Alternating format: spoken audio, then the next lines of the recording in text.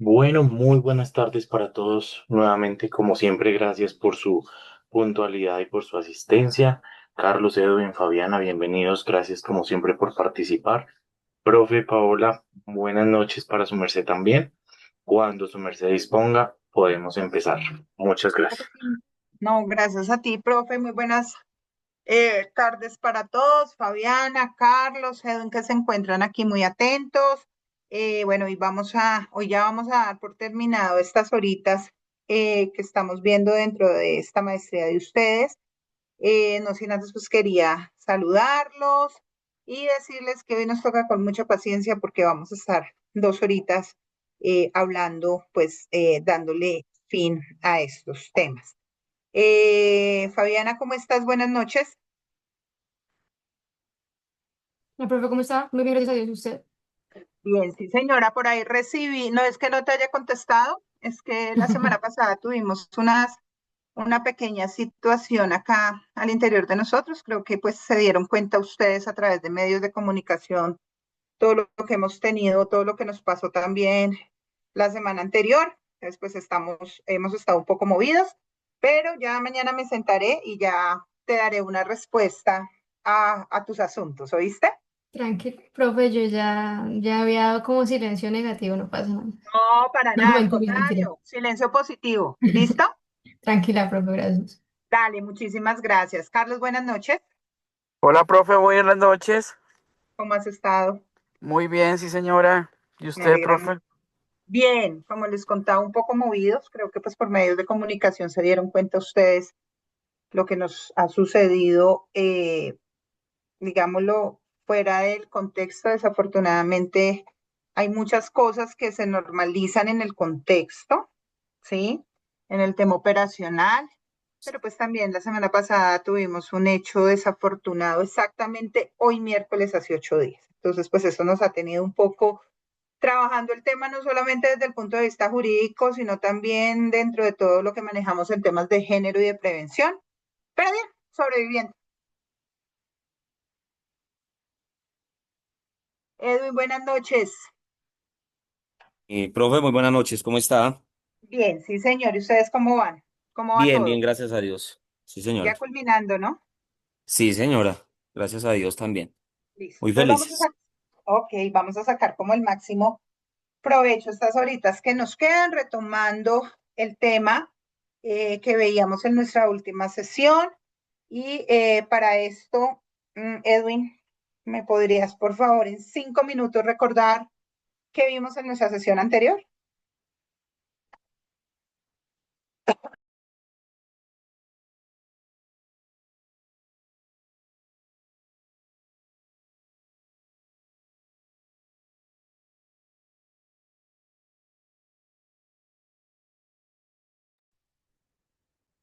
Fabiana, para que me le ayudes ahí a Edwin, Profe, pues la clase pasada, esperé a ver, retroalimenté un poquitico. que ya Vimos, hace ratísimo no nos veíamos. sí, claro, sí, señora, pero vimos acerca de la sentencia C370 del 06. Ujú, Hablamos un poco de la sentencia 579 ujú. también, de la responsabilidad del mando. Vimos los derechos de la víctima, la verdad, lo que te constituía que era el derecho a la unidad como derecho autónomo, las comisiones de la verdad, la teoría de la verdad. eh, no entiendo mi letra acá, creo que contractual o contextual, una de las dos. Contextual. En ese caso también, usted indaga un poquito sobre cómo reconstruiríamos nosotros esa verdad para futuras generaciones y quedamos hoy de complementar esa Listo. partecita de cómo se construye la verdad, de qué es la verdad, Listo. todas esas partecitas. Perfecto, muchísimas gracias, Fabiana. Entonces, ¿por qué hago este repaso siempre? Porque ustedes saben que pedagógicamente, como no nos veíamos hace algún tiempito, es necesario como recapitular para que podamos continuar. Efectivamente, hablábamos y nos centrábamos, veíamos unas sentencias, porque veníamos hablando sobre el tema del derecho a la verdad, y dentro de este tema del derecho a la verdad, recuerden que hablábamos de esa naturaleza jurídica que tiene ese derecho a la verdad y lo centrábamos como un derecho autónomo, y nos daban el cumplimiento de unas obligaciones del Estado, donde decíamos que era investigar, esclarecer, reconstruir y conformar, y que era necesario, que era algo que de pronto lo tocó ahorita Fabiana, que constituía un componente esencial dentro de las garantías de no repetición y más dentro de los estados democráticos. Hablábamos igualmente que ese derecho a la verdad, existe unas dimensiones, una dimensión individual, una dimensión colectiva, una dimensión histórica y una dimensión judicial extrajudicial como tal. Y ahí era donde hablábamos de esa verdad como productos de procesos penales o de comisiones de la verdad o esos informes oficiales que se realizaban, que estaba acá dentro de este tema de comisión de la verdad. Igualmente vimos ese fundamento del derecho a la verdad, que ahí es donde citaban las sentencias también Fabiana, dentro del punto de vista nacional, pero también dentro del punto de vista internacional como tal, y abordamos dentro del tema del derecho a la verdad 4 grandes enfoques teóricos, que era el de la teoría jurídica formal, que es el que hablamos de la verdad judicial, que es el resultado del proceso penal, que tiene unas características que depende de la investigación de la fiscalía, que se construye a partir de las pruebas válidas en el juicio como tal, que define los hechos jurídicamente probados y que popularmente siempre decíamos que existe como una verdad verdadera y una verdad judicial, y esta la desarrolla o lo encontramos dentro de la teoría jurídico-formal. Igualmente hablábamos de la teoría histórico-sociológica, que es esa verdad contextual, dijo Fabiana, contractual, esa verdad contextual, que es la verdad de cómo reconstruir esa reconstrucción amplia del contexto criminal, que tiene unas características, que es analizar las condiciones sociales, económicas, políticas y culturales, igualmente que reconoce patrones sistemáticos y que es clave para el reconocimiento, que es clave dentro de la construcción de comisiones de la verdad. Que hablábamos también de teoría restaurativa, que les dije que eso lo íbamos a ampliar un poco más cuando habláramos también de ese derecho a la justicia, pero que dentro de la teoría restaurativa hablábamos de una verdad dialógica o testimonial, y que acá esto era el modelo sugerido dentro de la justicia restaurativa, y que acá estas características nos daban que es una verdad vivencial, testimonial y emocional, que reconoce sufrimientos, impacto y dignidad, y se construyen diálogos restaurativos, encuentro víctimas y victimarios dentro de este tema cuando lo hablamos con justicia restaurativa. Igualmente, chicos, tenemos una teoría de la verdad plena, que es esa que nos lleva a pensar en la justicia transicional, que es propio como tal de modelos como la justicia especial para la paz, donde se conjuga o busca conjugar esa verdad judicial, esa verdad contextual y esa verdad restaurativa. Tengamos en cuenta acá unas características, chicos, como es que busca explicar hechos, estructuras y patrones. Asimismo, exige contribuciones exhaustivas del victimario, y usa unos incentivos para obtener verdad, e involucra una participación activa de las víctimas. Tengamos en cuenta también acá, y esto es importante dentro del tema de la teoría de la verdad plena, cuando estamos situados dentro de lo que es la justicia transicional, que pues acá podemos ver unas críticas con respecto a esta teoría. Dice que podríamos percibirse como una contradicción con el derecho a la justicia retributiva, y que hay una crítica porque en sí para obtener o para alcanzar los fines de verdad, pues reposa en la cooperación y en la intención que tiene el victimario, ¿sí? Entonces ahí cerraríamos como el tema de esas 4 teorías. Igualmente, tenemos que tener en cuenta unos principios del derecho a la verdad, principio de la diligencia debida. El Estado debe investigar con seriedad, exhaustividad y sin dilataciones indebidas, y no es suficiente abrir un expediente, sino que necesitamos que exista una, digámoslo así, ¿sí? Como una seriedad dentro de las investigaciones para que la investigación sea eficaz y orientada a unos resultados.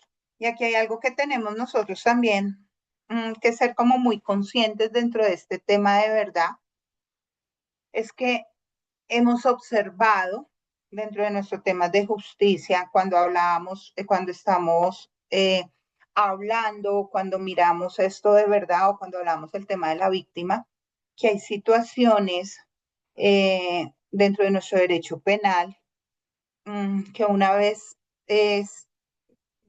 surge el hecho victimizante o el delito o sufre la violación al derecho como tal, pues transcurren 10 y 20 años, como hemos visto en casos, por ejemplo, llevados en conocimiento de la instancia internacional, en este caso de la Comisión Interamericana de Derechos Humanos y posteriormente la Corte Interamericana de Derechos Humanos. Son casos pocos, pero claves en el sentido de que nos hemos dado cuenta que se lleva dentro de un tema que se dice agotamiento de los recursos internos y se va también por excepción al plazo razonable.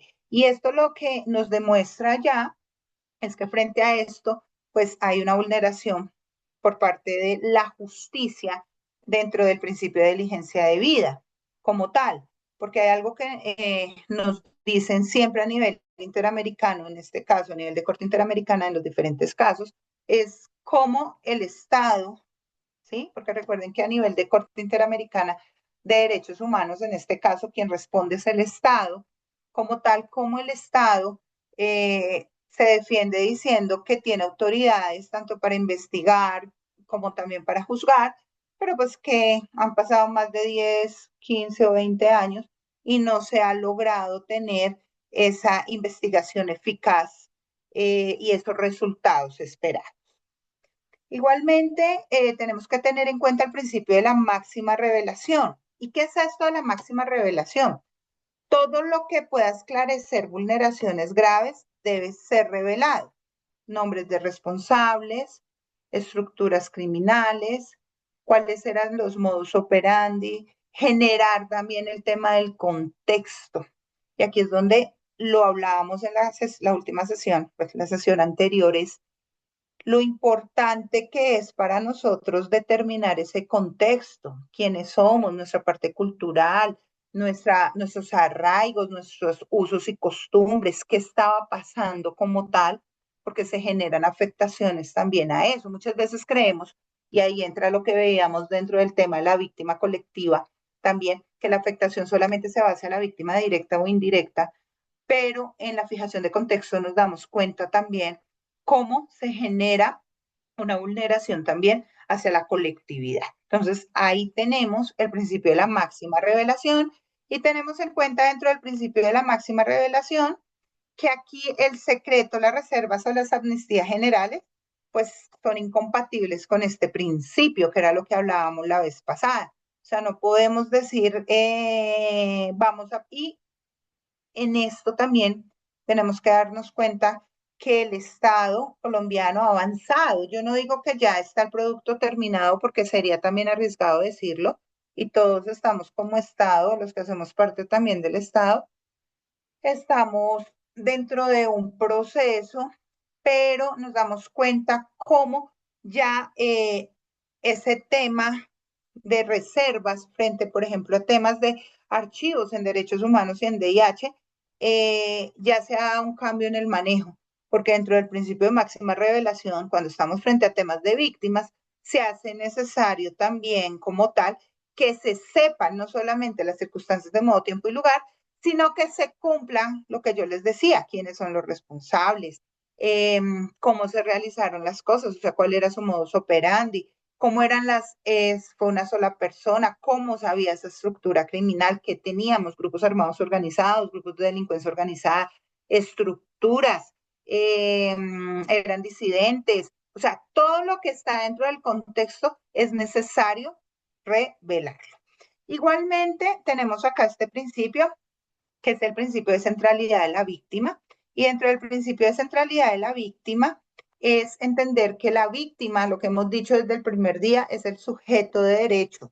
La víctima no es solamente o no es buscar entenderla como solamente una fuente de prueba, sino el proceso le debe garantizar a la víctima ese trato digno, esa participación, ese acceso a la información y ese acompañamiento psicosocial.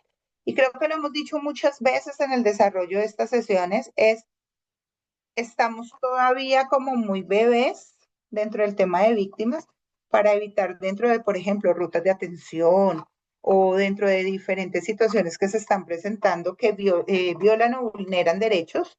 Estamos todavía muy bebés en encontrar la fórmula mágica o en acercarnos a la fórmula mágica para poder, dentro de esa garantía de derecho de la víctima, poder evitar revictimizaciones. Y eso no solamente desde el campo jurídico como tal, sino también dentro de lo que vemos en memoria histórica, dentro del tema de los contextos. El principio de imprescriptibilidad del conocimiento de verdad, aquí es entenderlo. El derecho a saber no prescribe. Ustedes se acuerdan hace prácticamente un mes que hablábamos o que veíamos mucho por medio de los medios de comunicación lo del tema del Palacio de Justicia, ¿cierto? Y dentro del tema de Palacio de Justicia, las víctimas salían, los familiares o esas víctimas indirectas, la gente decía, pero ¿por qué? Hasta los mismos medios cuando hacían las entrevistas decían, pero han pasado tantos años y ya algunos se han esclarecido, ya tal cosa.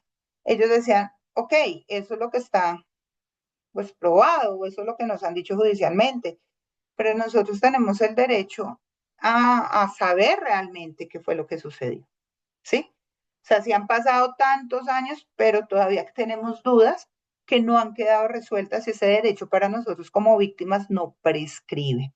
Entonces aquí hay que tener en cuenta que la acción penal, que aunque la acción penal caduque, la víctima, ojo con esto, sigue teniendo el derecho a esa memoria, a esa verdad histórica, ¿sí?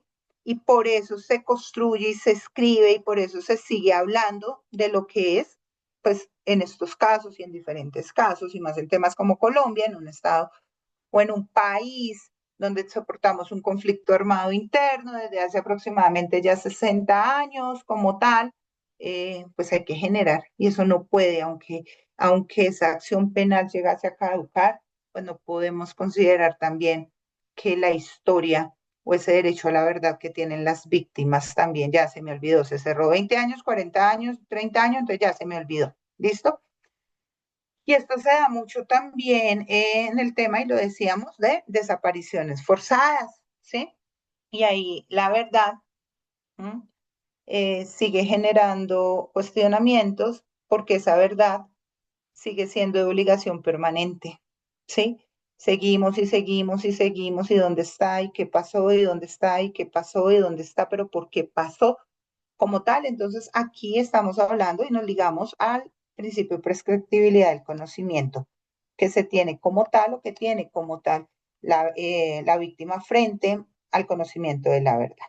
El principio de no discriminación, también lo hablábamos, todas las víctimas sin ningún tipo de discriminación tienen derecho a la pleno a la verdad, especialmente cuando estamos hablando en situaciones de violencia sexual, igualmente cuando hablamos de pueblos indígenas, hablamos comunidades o pueblos LGBTIQ+, cuando hablamos del tema de líderes sociales. ¿Y esto es por qué? Porque recuerden que al ser considerados sujetos o grupos de especial protección constitucional, le da esa exigencia al Estado de una protección reforzada como tal a estos sujetos o a este grupo de sujetos de especial o grupos de sujetos de especial protección constitucional. El principio de participación efectiva, el derecho a la verdad exige que la víctima pueda aportar las pruebas, acceder al expediente, pueda ser oída las veces que ella lo considere, puede solicitar también medidas, recibir información del proceso. No es solamente verla a la víctima como que tiene un derecho pasivo, sino también involucrarla para que ella tenga una participación efectiva dentro del proceso. Y el principio de verdad integral como tal, lo hablábamos también, es que esa verdad o lo que concibe este principio de la verdad integral es que no, esa verdad no puede ser fragmentada. Esto es, no pedacitos, no vamos a hablar solamente, no. Cuando estamos hablando del principio de verdad integral, vamos a hablar del quién, del cómo, del cuándo, del por qué, del con qué apoyo, del para qué, o sea, de esas situaciones como tal que llevan también a que se incluyan verdades estructurales y no solamente como pedacitos o episodios como tal, o sí, como capítulos dentro de lo que sucedió, no. Dentro del principio de verdad integral es eso, ¿sí? Vamos a hablar de esa verdad como un todo. Y tenemos también acá el principio de publicidad y memoria colectiva.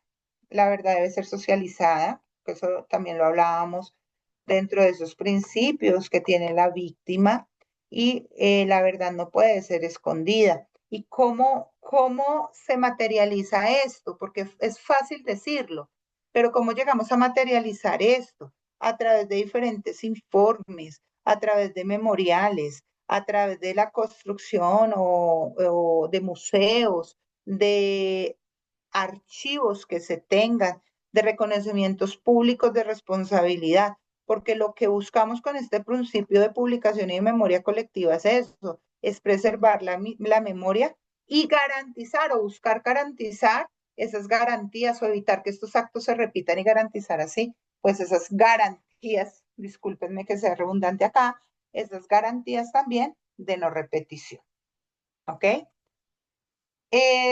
Cuando hablamos también dentro del derecho penal, encontramos que la verdad acá genera unos aportes dentro de esto para el derecho penal, como son trabajar o buscar la producción de archivos judiciales, las sentencias que fijen hechos probados, la identificación también de responsables de manera individual. El derecho penal le aporta también a este tema de la verdad dentro de lo que tiene que ver al realizar esas pruebas científicas que ustedes manejan más, como es el tema de ADN, balísticas, autopsias, bueno, reconstrucciones, todo esto como tal, le apoya, digámoslo así, el derecho penal a ese derecho que tienen las víctimas, como es la verdad. Cuando vemos la verdad, el derecho a la verdad como garantía de no repetición, entendemos que las sociedades que conocen su verdad tienen mejores herramientas para evitarla. Creo que aquí ponemos en práctica que nos decían que, sí, algo que, ¿cómo es el dicho? Se conoce, quien no conoce los hechos o la verdad está condenado a repetirlo. Y aquí es donde la verdad se une dentro del tema de las como garantía de no repetición, ese derecho a la verdad dentro de las sociedades porque aquí busca o evita repetir diferentes crímenes, expansión de estructuras criminales, si conocemos los modus operandi como tal, si sabemos de dónde vienen esos grupos armados organizados, cómo actúan o cómo actuaban esos grupos armados organizados como tal, pues nos va a ayudar muchísimo a que podamos contrarrestar y generar no solamente la política pública que quede en el papel, sino también cómo podemos llegar a efectivizarlas dentro de un tema también para que no se quede en letra muerta, sino que se pueda llegar como tal a dar ese fin último, es que los hechos no se vuelvan a repetir. La verdad genera una legitimidad en casos como Colombia, y fortalece y también busca fortalecer la confianza en el sistema penal. Pienso que uno de los grandes problemas, diría yo, dentro de nuestra justicia, ¿sí? Y aquí quiero de pronto acudir a ustedes también, es muchas veces o sea, yo diría que hay un tema no generalizado, pero sí que se hace necesario también analizarlo, es el ciudadano no cree en la justicia, ¿sí? Duro decirlo. Muchas veces uno escucha y dice, pero ¿para qué voy y denuncio si no va a pasar nada? O muchas veces lo que se dice es, no, es que yo tuve que colocar la denuncia, pero no porque ahorita, por ejemplo, en el tema que estamos con a través de situaciones de ciberespacio, ciberseguridad, no, si me hackearon la tarjeta, me sacaron plata. Ah, pero si voy a colocar la denuncia es porque me la están pidiendo, pero que vaya a pasar algo, pues no va a pasar nada, ¿sí? Y esto genera como tal un tema hacia los operadores judiciales y al final hacia el Estado, esa desconfianza que nos lleva a que no se arrojen, digámoslo así, o que no podamos eh, generar algo profundo dentro de las necesidades, porque como no tenemos un tema de confianza, no hay un tema de confianza, hay muchas cosas que sí, lo hacemos por hacerlo o más que hacerlo por hacerlo, sabemos que no va a llegar ningún resultado y sabemos que la respuesta en 6 meses o en un año va a decir que se archivó porque no dieron cómo. Entonces, cuando entramos a mirar eso a la luz del derecho penal, pues nos damos cuenta también eh, que lo que hoy ese imaginario, yo digo que es un imaginario, es un tema también de percepción, pues nos está llevando a afectar dentro de la verdad esas garantías de no repetición, porque si nosotros no tenemos como tal eh, mm, cifras exactas, mediciones exactas, saber realmente qué es lo que puede estar sucediendo en determinadas zonas o en determinadas regiones, pues esto hace también que atentemos contra esas garantías de no repetición, porque lo que hacemos lo hacemos bajo el supuesto de lo que nosotros creemos, más no llega realmente al saber realmente qué es lo que está sucediendo. Y aquí quiero de pronto a preguntarle a Carlos, que lo tengo directamente comprometido como operador judicial dentro de la parte de la fiscalía, ¿sí? ¿Cómo podemos hacer? Porque estamos hablando en un tema del derecho penal, pero también acá el derecho penal, ustedes saben que no es solo y se nos une con muchas líneas, pero aquí podemos también, ¿cómo podemos hacer, ¿sí? Que no sea colocar más funcionarios judiciales, porque sabemos que no tenemos la capacidad, pero ¿cómo podríamos hacer para volvernos a ganar, para que el ciudadano común y corriente eh, pueda volver a sentir confianza del sistema judicial y en este caso hacia la parte penal? Carlos. Pues, profe, yo creo que son muchos factores los que pueden influir ahí en esa percepción de la sociedad de que la justicia no funciona. Yo creo que pueden, o sea, hay múltiples factores como pueden ser factores institucionales, factores normativos, incluso factores sociales y culturales que influyen precisamente en eso. La sociedad colombiana y mejor la administración de justicia viene corriendo o viene cargando con un lastre de descongestión o de congestión de hace mucho tiempo, de hace muchos años.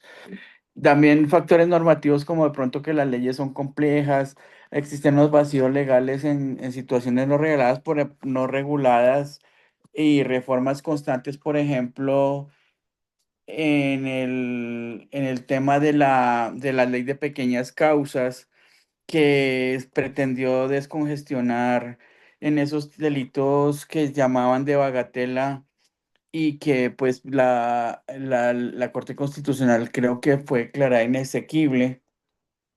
Factores sociales y culturales, por ejemplo, la desinformación en punto a redes sociales, que también afecta muchísimo. Y pues la pregunta suya es cómo podríamos nosotros entrar sin necesidad de entrar a generar o a crear nuevas cargos de operadores de jurídicos que pues en última sería lo que podría favorecer esto. Entonces, yo creería que una de las formas o de las políticas públicas que pudieran ser sería encaminar nuevamente el tema de las pequeñas causas, en las cuales pues los fiscales nos dedicáramos única y exclusivamente a, de verdad, a conductas que puedan ser revestidas con una cierta relevancia, por ejemplo, los hurtos de menor cuantía, las lesiones personales de menor cuantía, que en una época fueron contravenciones podrían ser un factor para descongestionar a estas fiscalías locales que están en este momento pues están llenas de esos delitos. De igual manera pues que te generaron aspectos de seguridad jurídica, evitar precisamente estas constantes reformas que en últimas pues lo que llevan es a la ciudadanía a, a no comprender por qué en ciertos delitos no aplica una medida de aseguramiento, que por qué los dejaron libres sabiendo que era un hurto agravado, que por qué le dieron una detención domiciliaria a esa persona. Y por últimas genera en una percepción de que la fiscalía pues no actúa, porque pues aquí de todas formas hay una concepción errada en el imaginario que todo es cárcel, ¿no? Que si la fiscalía no solicita una medida de aseguramiento intramural y que si le dan por lo menos una domiciliaria o una no privativa de la libertad, pues está cometiendo una injusticia. Entonces, ese podría también ser como una educación hacia la persona, pero tendría que ser desde los medios de comunicación, que desafortunadamente pues se da es lo contrario. Los titulares dicen, dejaron libre al señor fulano de tal, pues ahí inmediatamente aparecen los mensajes de corrupción. Pues no dicen, es que no se daban los presupuestos de los artículos 308 y siguientes para imponer una medida de aseguramiento, sino pues el fiscal pues recibió plata, el fiscal estaba comprado y lo dejaron libre por eso. Ahorita podemos ver con el caso de Petro, del hijo de Petro. La fiscalía pues pidió la intramural. Y pues si la señora juez o el juez de garantías pues no impone una medida de aseguramiento, pues se va a politizar el tema y no van a decir es que no hubo un análisis ponderado de los requisitos de necesidad, proporcionalidad y razonabilidad, sino que pues muy probablemente la juez era del grupo de Petro y lo dejó libre pues por eso. Caso contrario, si la juez o el juez impone medida de aseguramiento, pues entonces el juez es uribista y le impuso la medida de aseguramiento es porque está en contra de Petro. Entonces, pues esos son los debates que se ven a menudo en las redes sociales y pues de una de las dos formas va a generar una percepción de injusticia. Entonces, pues para concluir y para concretar mi argumento, doctora, yo creo que esos factores institucionales, normativos e incluso sociales que pueden generar una percepción de injusticia, pues se pueden morigerar en parte con políticas públicas determinadas a generar nuevos proyectos de ley que encaminen nuevamente las leyes de pequeñas causas para evitar la congestión judicial, generar nuevos espacios de recursos, aunque es difícil, pero leyes para dotar de jueces fiscales, defensores y de tecnología que atienda la demanda para estos efectos. Em, Evitar vacíos legales en situaciones no reguladas que impidan sancionar conductas, en este caso conductas graves, y desde los medios de comunicación y desde las personas que puedan tener alguna influencia en la parte social y cultural, pues tratar de mandar un mensaje a la comunidad de que la justicia no solamente tiene que ver con aspectos de endurecimiento de penas, populismo punitivo o de imposición de medidas de aseguramiento, sino que existen otras formas de generar justicia que permiten de igual manera pues llevar a un proceso penal a esta justicia restaurativa que usted pues nos ha explicado y nos ha enseñado en, ese, en el transcurso de estas clases. Esa sería como mi propuesta. Listo, Carlos. Fabiana, te escucho. Bueno, Prende la cámara, vamos. Fabiana, que a mí me gusta ver. Ah, A ver. está bien. Bueno, en mi Eso, caso, Fabiana, hola, sí. Es que siempre me prendes la cámara y no me prendiste la cámara. A ver, cuéntame. ay, bueno, en este caso, lo que yo diría, y bueno, en gran parte o en gran medida lo que decía mi compañero Carlos es Completamente cierto. Digamos que nosotros estamos atravesando un problema gravísimo que es la politización, ¿cierto? Y la influencia desmesurada de los medios de comunicación o de los medios de información, tanto en decisiones de todo tipo, decisiones políticas, decisiones por parte de judiciales, creación de normativas, entre otras cosas. Entonces, yo siempre he dicho, y no sé, diría mi señor padre que eso es romanticismo, diría que eso es romanticismo o eso es como una utopía, en que yo siento que una solución a larguísimo plazo o a romántico plazo sería incluirlo desde la temática de la educación. ¿En qué términos? ¿En qué términos? Porque digamos que si nosotros desde las instancias de la educación, por lo menos la básica primaria, la básica secundaria, el bachillerato, debería incorporarse una materia que no sea únicamente un ejemplo, constitución política, donde nos expliquen que la constitución está compuesta por derechos de primera, segunda y tercera generación, sino que yo siento que hoy hay mucho colombiano que ni siquiera conoce los mecanismos por los cuales puede defenderse, participar. Hay muchos colombianos que ni siquiera conocen qué es una acción de tutela, qué es un plebiscito, qué es una consulta popular, si me hago entender. Entonces, yo siento que desde esa educación básica podría incorporarse un área donde realmente conocieran integralmente cómo se estructura este sistema de justicia, lo que generaría que no tuviesen que las personas adherirse a un criterio de quién, de un periodista, a un criterio de un político, porque hay muchos políticos que aún sabiendo,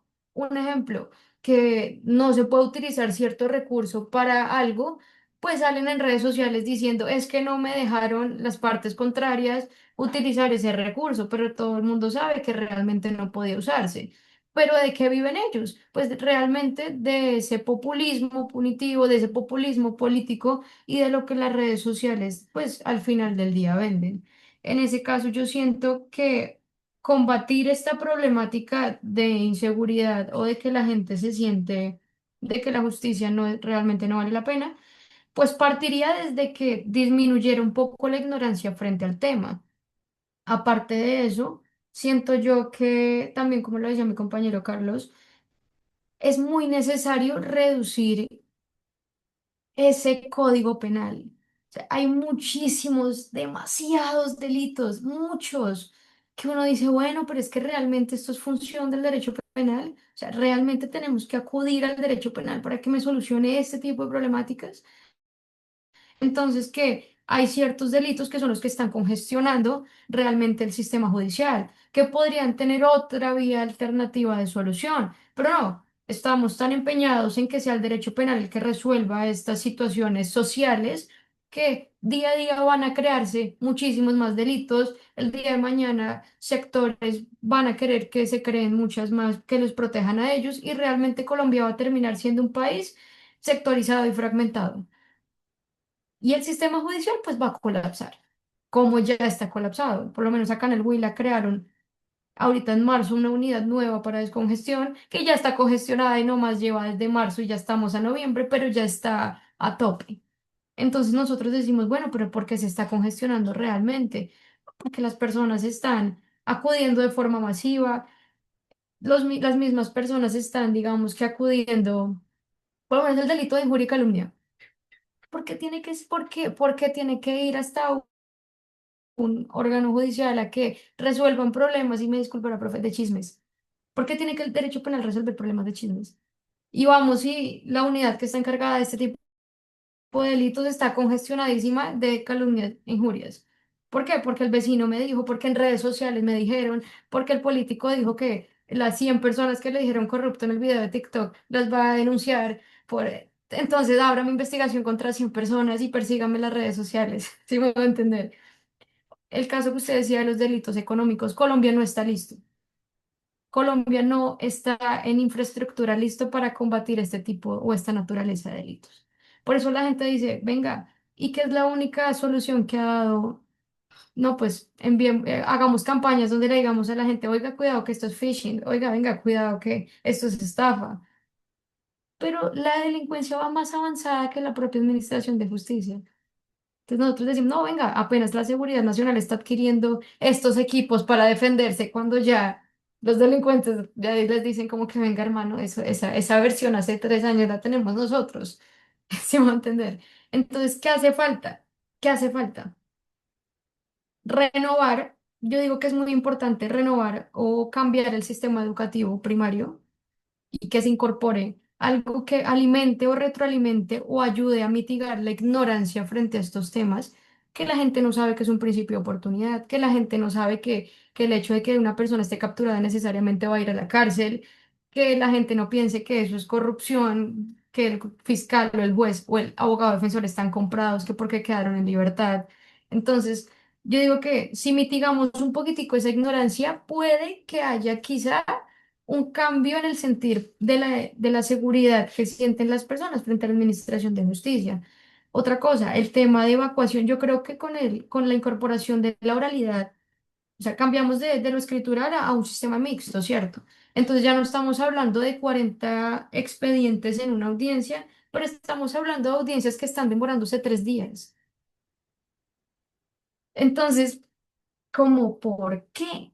Si estamos hablando, listo, es un sistema mixto que en un porcentaje grande la oralidad, pero eso no indica que usted pueda sentarse 10 horas a dar su repetición de la repetición de la repetición, porque eso también genera congestión, porque entonces ya está, no, venga, este abogado está presentando sus alegatos en 60 diapositivas. Y lo digo por conocimiento de causa, porque yo en mi casa peleo con eso. Yo en mi casa peleo con eso. Cuando le reviso los procesos a mi señor padre, yo le digo, óyeme, ¿qué haces con unos alegatos de conclusión de 42 diapositivas? Vas a confundir al juez porque a un ser humano no se le quedan 42 diapositivas, así lo hables lo más claro posible. Y dos, vas a alargar un proceso y le vas a quitar tiempo en agenda a otra audiencia que se puede evacuar.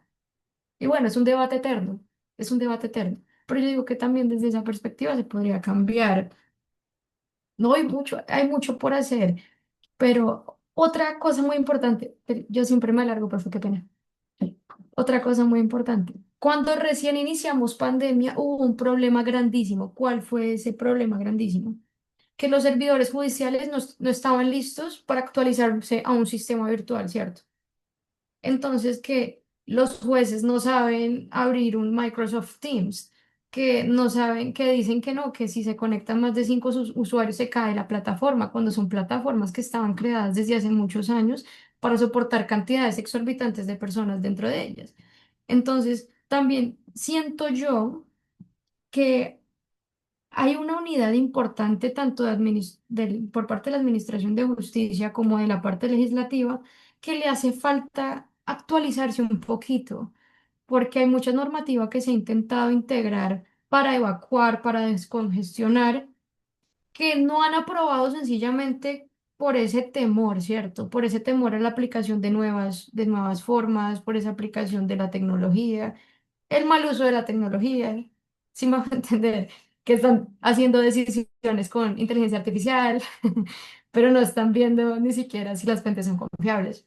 Entonces yo digo que hace falta también incorporar mucha más actualización por parte a los servidores, a los administradores de justicia, a los servidores judiciales, y bueno, me centraría más que todo en eso para no irme toda la noche hablando. Muchas gracias, Fabiana. Terminas. Edwin, te escucho. Siempre Bien. alargamos todo eso en las intervenciones de ustedes, pero des en cuenta cada uno cómo lo aborda y cómo lo está viendo. Y cuando uno está aquí, como cuando uno es docente, y ustedes que sé que tienen la oportunidad también, y si no lo hacen, háganlo. Para uno como docente, yo siempre les dije, y si no se los dije al inicio, se los digo, uno sale aprendiendo más que lo que puede enseñarles a ustedes. Porque aquí ustedes, sin darse cuenta, yo les planteé un problema, la pregunta problemática, y ya estamos desarrollando dentro de un tema que el día de mañana le puede ayudar al Estado como tal también a solucionar no solamente dentro de política pública, sino también a generar ustedes lo decían en la vez pasada, estados de arte y diferentes situaciones para que 3, 10, 15 posibles soluciones que desarrollemos dentro de esa investigación como tal, por lo menos dos o tres nos puedan ayudar a que efectivamente podamos ayudarle al Estado a través de este componente que es administración de justicia, que se vuelve crucial y definitivo en todo. Edwin, te escucho. Profe, sí, yo pienso que, pues, como referente a esa pregunta que usted nos hace, eh, como para concluir, pues yo sí también pienso lo mismo, o sea, falta mucha concientización. Yo pienso que en Colombia persiste como una brecha significativa entre el sistema educativo y la formación ciudadana, en materia pues de administración de justicia. Pues esto lo que pasa, o más bien lo que se presenta es como un desconocimiento generalizado sobre cómo las personas eh, y las instituciones judiciales, digámoslo, como que no tienen como como un objetivo.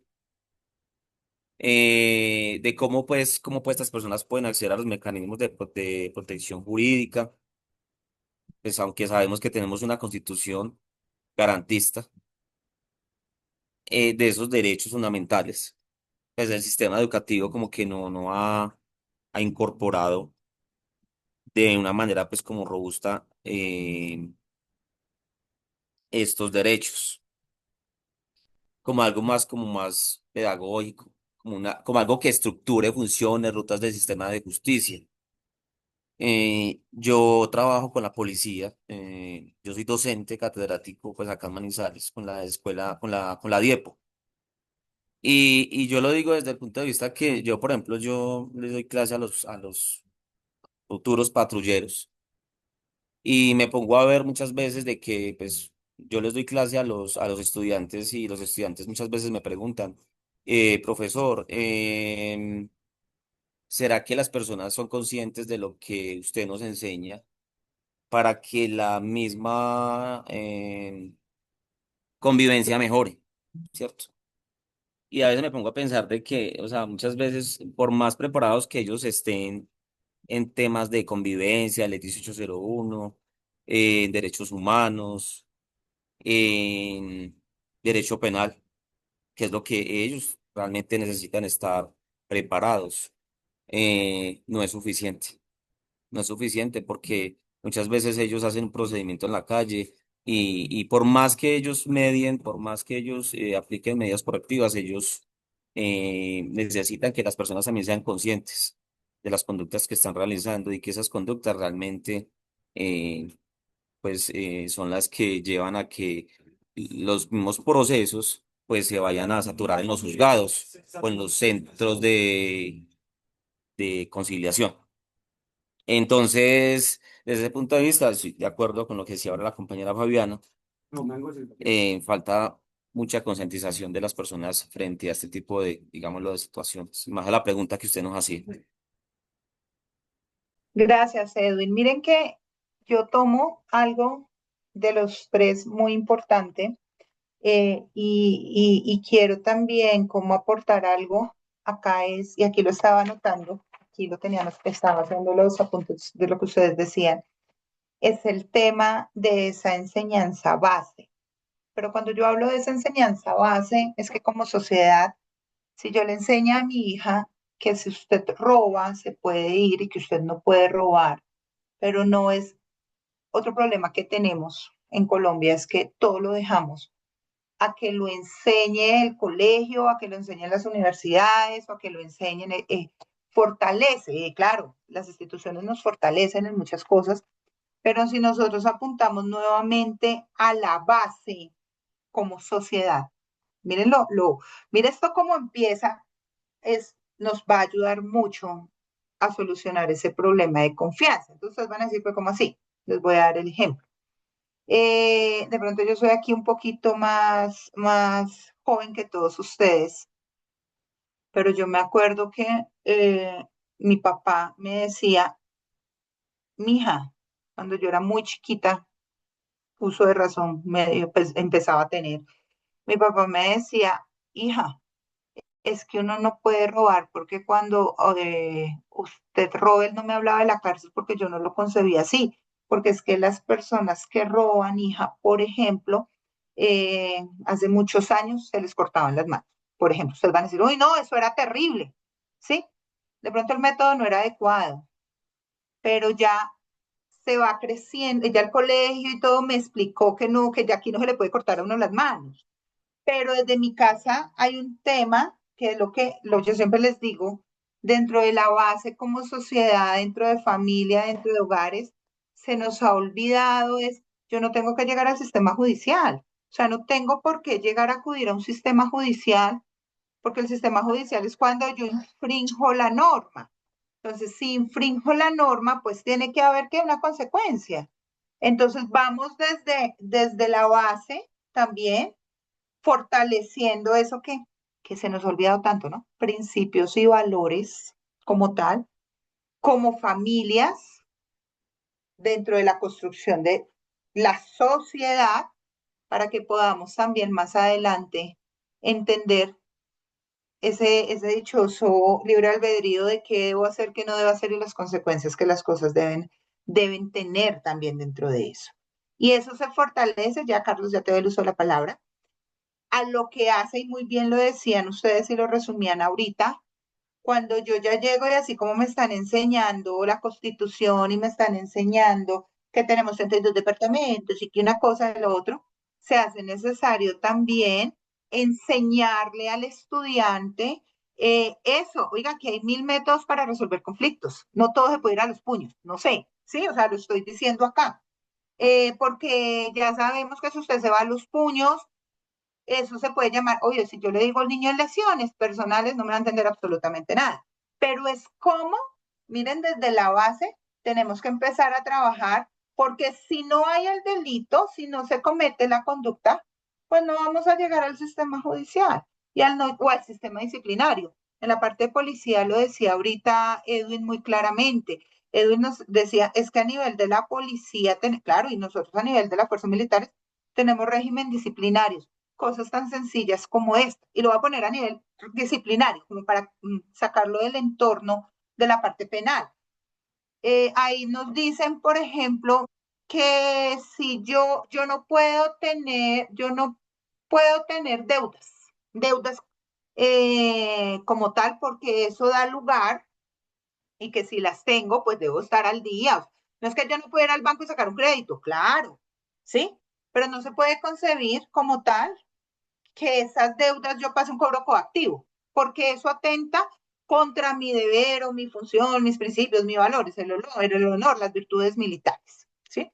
Entonces, muchas veces, cuando el operador disciplinario tiene que aplicar la sanción, ¿pero por qué? Pero es que tal cosa, pues fácil.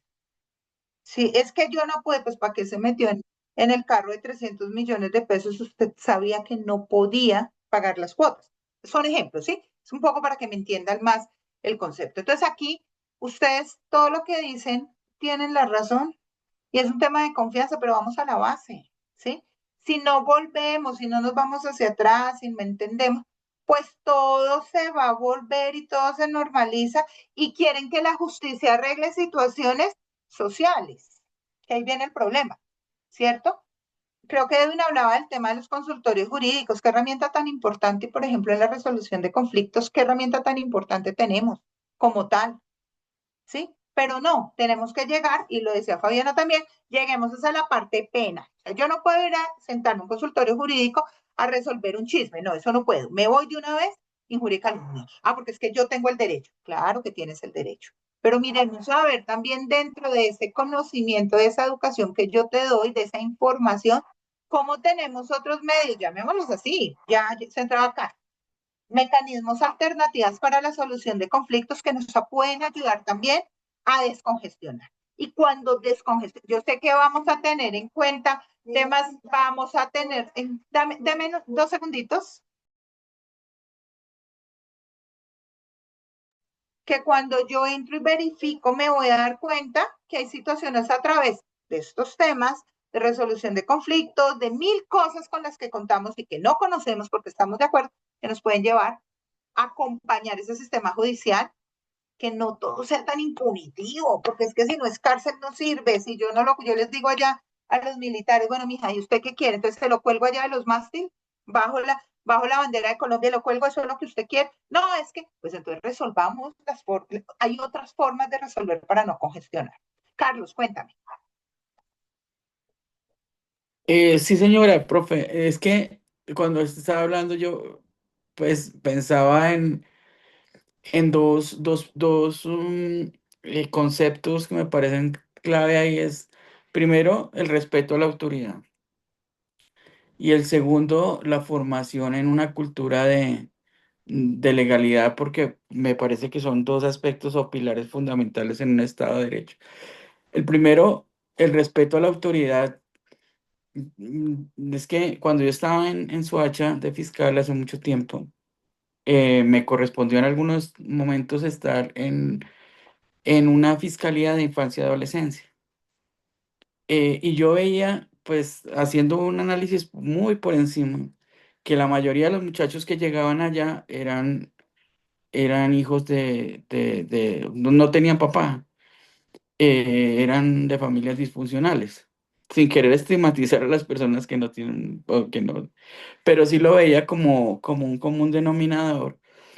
Y yo veía pues que esos muchachos desde pequeñitos, ellos son los que mandaban en la casa.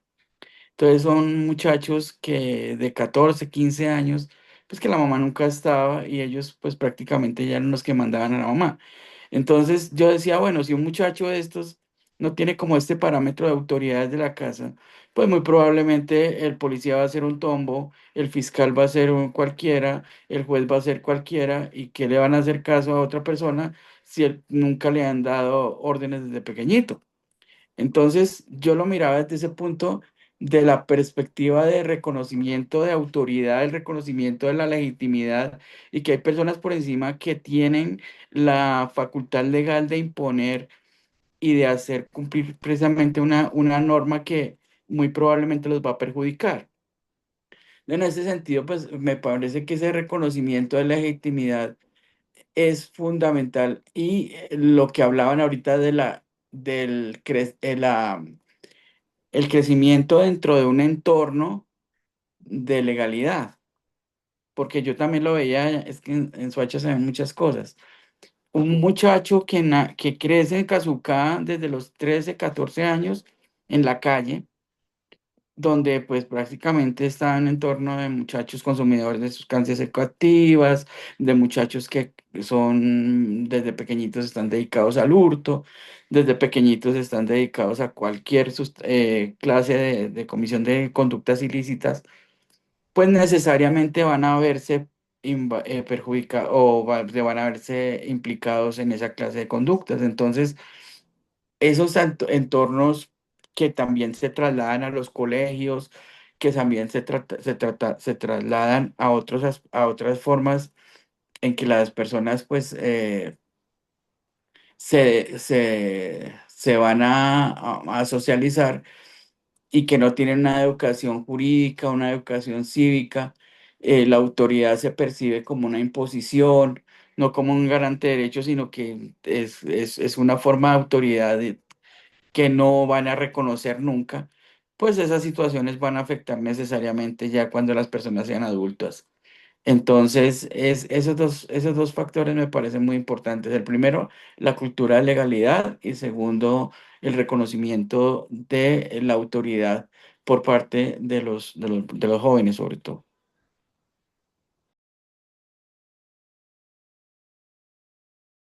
Aquí cada vez que ustedes, ¿me escuchan? Sí, chicos.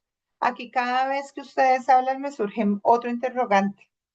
O sea que el delincuente nace o se hace, jóvenes maestrandos en estos temas del derecho penal. Pregunta compleja, profe, para una respuesta mucho más compleja. Porque ahí pueden haber muchas, mire lo que decía Carlos ahora, ¿no? Mire lo que decía Carlos en muchas cosas y así fijamos, pregunta compleja para respuesta compleja, pero dentro de la complejitud de la respuesta para ustedes, mis maestrandos, cacaos expertos en el derecho penal, ¿ustedes qué consideran? ¿Hacia dónde nos vamos? ¿Hacia esas teorías alemanas? ¿O qué hacemos con respecto a esas posiciones? Y lo estamos viendo desde el punto académico. ¿Qué más acá dentro de la victimología y todo lo que hemos visto? ¿Será que el delincuente nace o el delincuente se hace? Pues yo creería que no nace, pero sí puede tener unas predisposiciones que desde estando combinadas con los entornos sociales desfavorables, eh, podrían aumentar un riesgo de que esta persona se convierta en delincuente. Entonces, en ese sentido, pues consideramos que la prevención puede enfocarse precisamente lo que yo hablaba ahorita de educación, del fortalecimiento de la cultura de legalidad, desde los colegios, que puedan evitar que esas personas pues cometan delitos.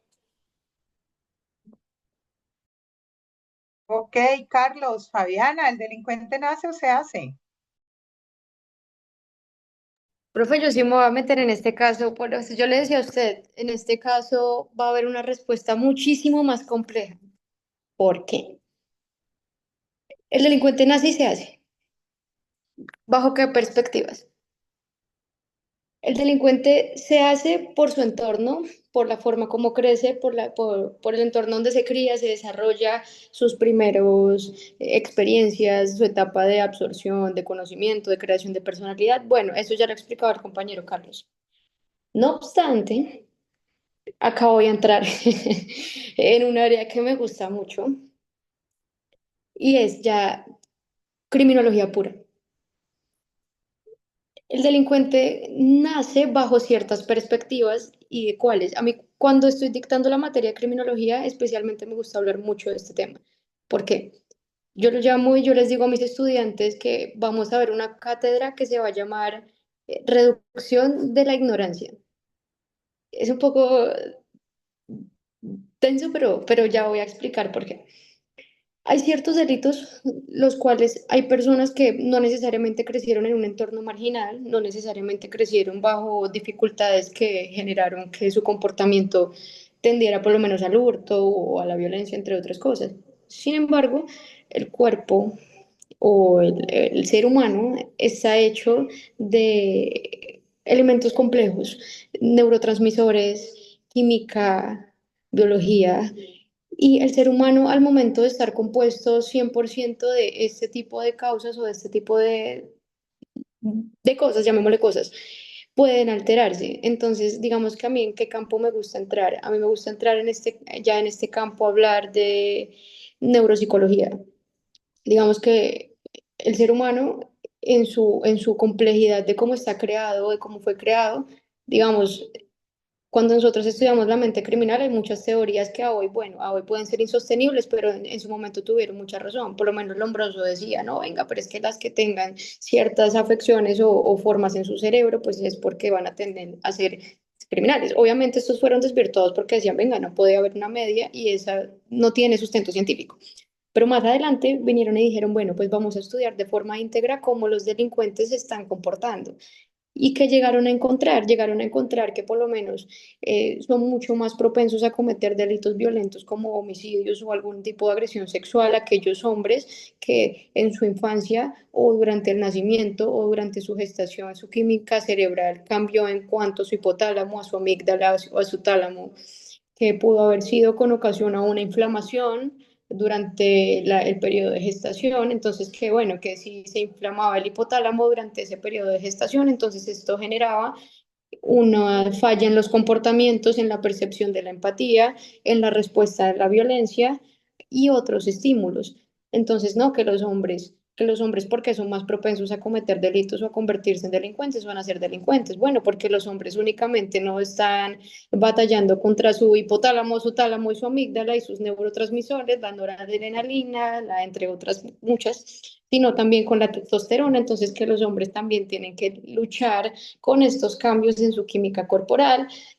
Y bueno, para no alargarnos, para no entrar a hablar de ciencia pura o de neuropsicología, el delincuente también puede nacer por esos factores de que como somos química, somos 100% química, ante la falla de esa química se pueden generar ciertos comportamientos. Por eso es que están partidas las cortezas, ¿no? Que la corteza frontal, que esta regula ciertas partes, que la parte motriz, que la parte de las emociones, y la alteración en una de esas partes elementales de esa corteza, pues pueden generar comportamientos violentos que tienden a las personas a ser propensas a delitos como homicidios, como delitos sexuales, agresiones sexuales, entre otras. Ahí que viene que el sistema límbico, pero bueno, profe, para no alargarme, esta es más o menos la descripción del por qué nacería, o sea, el por qué se hace ya está más que claro, pero el por qué nace es un tema que se tiene y se está invitado a que se estudie.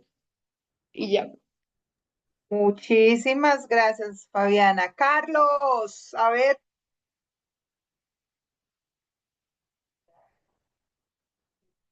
Carlos. Reforzando, profe, lo del entorno, es que no, el entorno para generar conductas delictivas no necesariamente tiene que ser marginal. Por ejemplo, en los delitos financieros, en los delitos de cuello blanco, donde una persona puede tener la mejor educación, una persona puede estar en la mejor universidad, haber recibido los mejores valores en su casa. Vemos que, o personas de altos estatus sociales o económicos, en el ejercicio de una profesión, pues puede cometer delitos. Delitos relacionados precisamente con lavado de activos, enriquecimiento ilícito, testaferrato, delitos. Y en este caso, pues, no me acuerdo en qué clase fue, creo que fue en los primeros semestres, estábamos hablando de la teoría de la asociación diferencial de Sutherland y decían que el comportamiento delictivo se aprende en interacción con otros. Entonces, en ese sentido, pues, si la persona entra, muy probablemente se encuentra permeada por una clase de corrupción, pues podría, mm, así la persona no nazca delincuente, puede generarse y puede volverse delincuente. Entonces, por eso, mi teoría básicamente es que el delincuente no nace, sino se hace, y para eso pues es muy relevante el entorno en que se encuentra. Que es importante, muchachos, mire, por eso les digo, cada vez que hablamos nos sale más, entender cómo esto desde el punto de vista de la criminología también, pues nos lleva a ubicarnos que el delincuente, pues no podríamos decir que ni se hace, eh, ni se hace solo, eh, ni nace ni se hace solo, sino que aquí también hablaríamos también de cómo ustedes, de lo que escuchaba yo decirles, factores biológicos, pero también habla que esos factores biológicos los predisponen, ¿verdad? Pero también podemos hablar de factores psicológicos que llegan a qué? A influir en la conducta. Pero también podríamos hablar en factores sociales que le facilitan o desencadenan y también factores situacionales que son las oportunidades que tenemos del delito, ¿no? Entonces miren cómo desde el punto de la criminología esto nos vuelve un despelote porque nos saca de la arista de nació o se hizo. Espérense porque ustedes lo decían ahorita, cada uno lo hablaba ahí, espérese que la neurociencia que una cosa que la otra, pero también el entorno, pero también, yo no sé si ustedes han escuchado un refrán que dice, ¿qué? La oportunidad hacia el ladrón, le dicen, no, es que la oportunidad hacia el ladrón. Otros que dicen, la noche negra, el gato oscuro y yo sin ver. O sea, todo como tal genera buscar también como ese tema de... Perdón que se me perdió Alexa, esperen 2 segundos.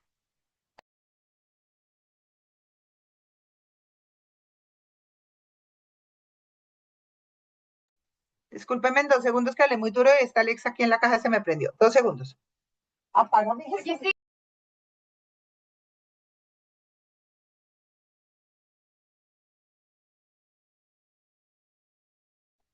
Dijo Fabiana, es que con esto del uso de las nuevas tecnologías, esto también me da duro porque esa cosa se prende, listo. Entonces, mira aquí cómo este determinal dentro de la criminología, pues nos afecta también todos estos puntos que hablábamos del sistema judicial. Sí, que fácil sería, no, se hizo, que la frente es así de grande, que los ojos son hundidos, que el tamaño de las orejas, no, usted es un delincuente. Ah, no, pero entonces el otro llega, no, no, sería muy fácil. Entonces, todos los que tenemos la frente de tal forma o la cara de tal forma, pues son delincuentes, ¿sí? Facilísimo sería la cosa. Pero resulta que también tenemos que mirar esos factores psicológicos, esos factores sociales, esos factores situacionales como tal, que lo que busca la criminología es eso. Pero al final de todo el cuento, y lo trajimos acá porque ustedes lo hablaban muy bien, a la pregunta que muy bien planteábamos y que ustedes dieron esa oportunidad de posibles resultados o soluciones también, o conclusiones para llegar a las posibles líneas de solución, es entender también cómo dentro de los diferentes factores se hace necesario no solamente entrar a verlo desde el punto de vista penal para descongestionar o esto del sistema, sino miren cómo todos estos factores son unos factores externos, nos tienen que, o sea, tenemos que pensar en una integralidad como tal para llegar al fin deseado como tal, es que la comisión de delitos fuera mínima, ¿sí? Y al ser la comisión de delitos mínima, pues no tendríamos que hablar, como muy bien lo decía Carlos en este momento, de una situación que venimos cargando en un lastre, donde no va a haber cómo, aquí nos podemos sentar y poner hasta 50.500 operadores de justicia más, cuando todos los días, todos los días, todos los días, todos los días se están ejecutando situaciones que dentro del Código Penal, que lo decía Fabiana también, todo queremos regular, todo regulamos, todo regulamos, que lo que lleva es a congestionar el sistema judicial y al congestionar el sistema judicial también, a donde me lleva es a generar a mí, pobre ciudadana, una desconfianza hacia el mismo porque no logro obtener los resultados que yo espero, pero adicionalmente en el tiempo que yo espero que se dé. Fabiana. Eh, Pruebo otra cosa y bueno, ya me puse temporizador, lo prometo. En este, en ese caso, yo creo que realmente lo que hablaba usted y lo que hablaban mis compañeros, de que bueno, la solución realmente para la problemática que abordábamos era la inseguridad jurídica, o sea, la inseguridad de las personas frente a la Administración de Justicia, pero entonces, ¿por qué pretendíamos buscar la solución ya cuando el problema estaba grande, ¿cierto? Entonces, ahí es donde decíamos, pues nos vamos hacia atrás, hacia una de las causas subyacentes que pueden existir. Entre esos, pues, fuimos a la pregunta de si se hace, nace o se hace. En ese caso, yo digo que bueno, todos tenemos claro, ¿cierto?, que una de las soluciones que obviamente no está ahí es la de creación de nuevos tipos penales y de que el derecho penal no es la forma por la cual se soluciona. Todos estamos completamente de acuerdo.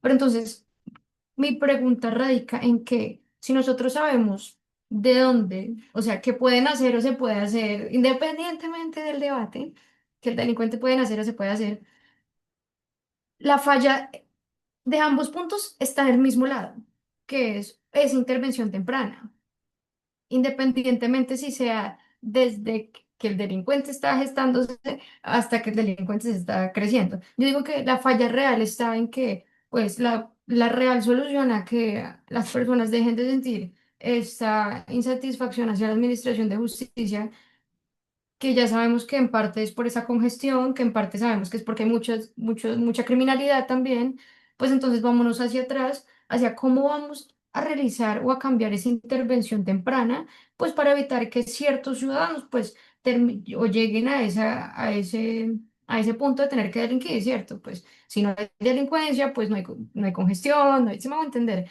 Pero entonces mi real pregunta y desde su perspectiva, ¿cómo se podría cambiar o cómo se podría instar a que esa verdadera solución de intervención temprana se pueda hacer? Porque lo hemos hecho, bueno, hagamos políticas públicas, dejemos que la criminología entre para que trate de desarrollar. No, venga, identifiquemos estos infractores primarios y orientémoslos, tratémoslos. Diría nuevamente acá en mi cabeza, eso es romanticismo.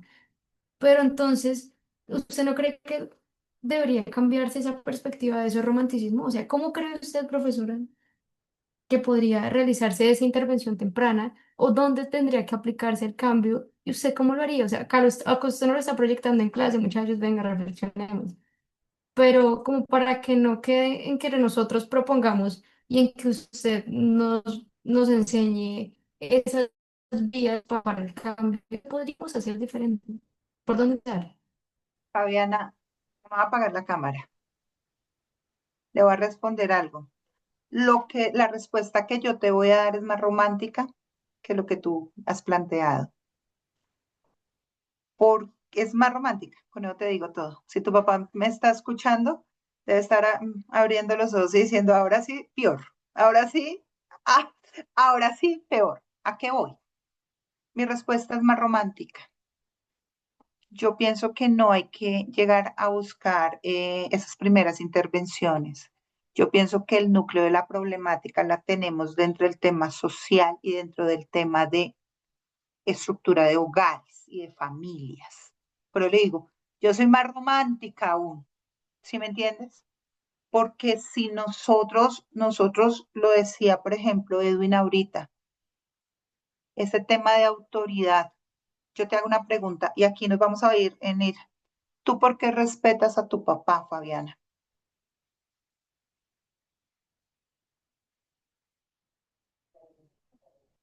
Mm, sí, por la figura de autoridad que sobre él recae, supongo. ¿Sí me entiendes? Tú respetas a una persona que te está generando una figura de autoridad como tal, que te está llevando y te está conduciendo a lo que tú estás viendo y estás dando por sentado que es bueno hacer, ¿cierto? Que es bueno hacer. Pero por eso decía que mi respuesta es más romántica, porque si nosotros no vamos hasta la base, que es algo casi ya imposible en una sociedad como la que tenemos, si nosotros no nos devolvemos a construir unos cimientos fuertes dentro de la base de la sociedad, y eso se refleja en la familia, y eso se refleja en el hogar. Mire desde dónde estoy yo llevando el problema. Por más que nosotros hagamos una intervención y lo hemos visto, hacemos una intervención, estoy viendo una intervención primaria, pero resulta que esa autoridad no existe. Si yo no respeto, por ejemplo, esa autoridad de papá y mamá, o no lo llame papá y mamá, esa autoridad de alguien en mi casa que si me dice no puede salir y yo me paro y le digo, y todos hemos tenido esos temas de rebeldía, ojo acá, y aquí estamos hablando de criminología. Recuerden que nosotros cuando éramos más jóvenes, de pronto uno decía, ¿y por qué? ¿Y por qué? ¿Pero por qué? ¿Pero por qué? Y el papá y la mamá ya llegaban al punto que le hacían a uno una mirada y uno ya no volvía a preguntar. ¿Sí? ¿Sí?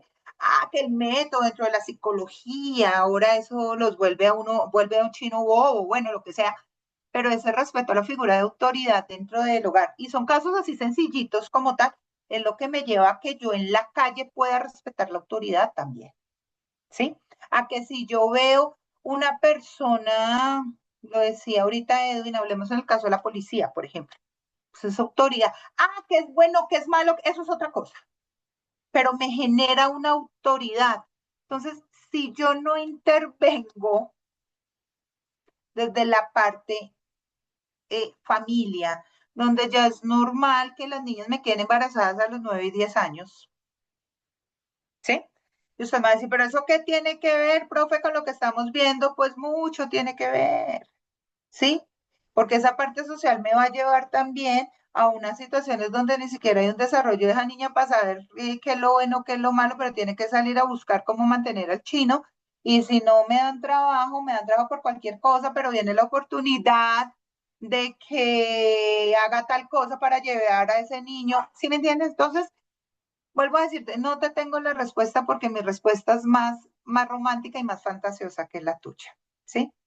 Yo siempre he creído y le apuesto mucho al punto de familia, ¿sí? Con todas las imperfecciones que como familia yo puedo tener, de donde vengo, y sé que ustedes también por eso están donde están, con todos los errores que podamos tener como tal, pero si nosotros al niño no le estamos enseñando, o en esa primera infancia, no estamos enseñando que yo no me le puedo, yo, papi, yo no me le puede, usted no puede robársele la lonchera, no puede tomar otras loncheras porque no son las suyas. Papi, usted no puede decirme cosas tan sencillas que ya es, eso no importa. Eso que va, pues la consecuencia la vamos a estar viendo más adelante. O sea, mi respuesta es peor que la tuya, porque si no, dígame cómo la alcanzamos, no la vamos a poder alcanzar. Listo. Carlos. Profe, reforzándole su argumento, cortico, hace mucho tiempo, hace como, yo estaba en Fusagasugá, fuimos a hacer un allanamiento y registro a una casa donde expendían vicio. Y llegamos a la casa, y era una casa grandísima, íbamos con los de policía judicial, y era la señora y tenía unos hijos, eran como cuatro niños, el más grande tenía como 10 años, niños pequeñitos. Y los niños estaban ahí y la reacción cuando encontramos metido por allá en un cajón unas bolsas de marihuana fue gritarle a los policías tombos y de todo. Ustedes nos cargaron, pero el chiquito, o sea, a mí me llamó mucho la atención es lo aleccionados que estaban para, pues, precisamente para reaccionar en contra de los policías. Entonces, yo decía, bueno, este niño, si en este momento reacciona así teniendo 5 o 6 años, pues imagínenselo cuando tenga 16 o 17 años, pues le tira al policía y lo mata. Entonces, de ahí reforzando que si los niños desde tan pequeñitos, pues ya están entrenados, están aleccionados para tomar esas reacciones y reaccionar frente a la autoridad, pues muy probablemente eso va a repercutir posteriormente. Muchas gracias, Carlos. Cierro aquí dentro de esto. Y mire que estábamos hablando del derecho a la verdad, de todos los derechos. Y nos falta el tema ya de ese derecho a la justicia de las víctimas.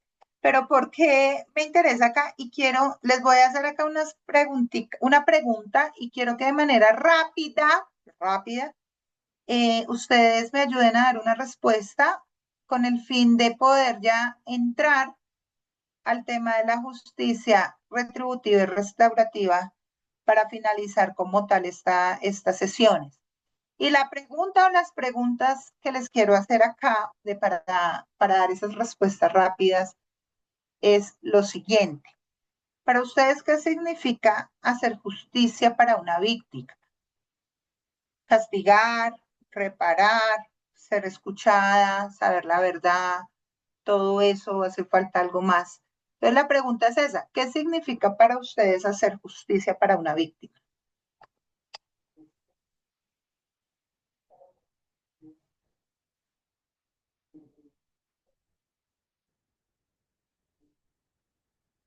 O sea, desde el punto de vista de la víctima, Para ti, yo te estoy haciendo, entonces estoy haciendo una pregunta a ti, a Carlos, a Fabiana y a Edwin, para ustedes dentro de esta clase, o si ustedes, ¿sí? ¿Qué significa para ustedes hacer justicia? Pero desde el punto de vista de una víctima. O sea, ¿qué es hacer justicia? ¿Cómo lo miran ustedes? O sea, ¿cómo, sí, qué hacer justicia para las víctimas? yo ¿Qué es creo hacer que justicia? hacerle justicia es resarcir el daño. Eh, y el daño se puede resarcir de muchas formas. Depende del daño que se le cause a la persona. Se puede resarcir la justicia imponiéndole a una persona una pena privativa de la libertad. Y también se puede, en algunos otros casos, se puede resarcir el daño con un perdón.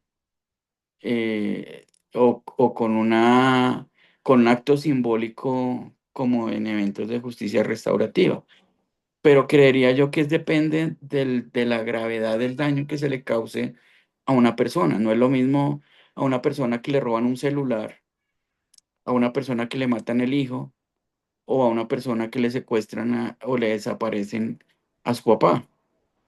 Entonces, creería yo que depende del caso, que depende del hecho para cómo se puede hacer la justicia para una víctima.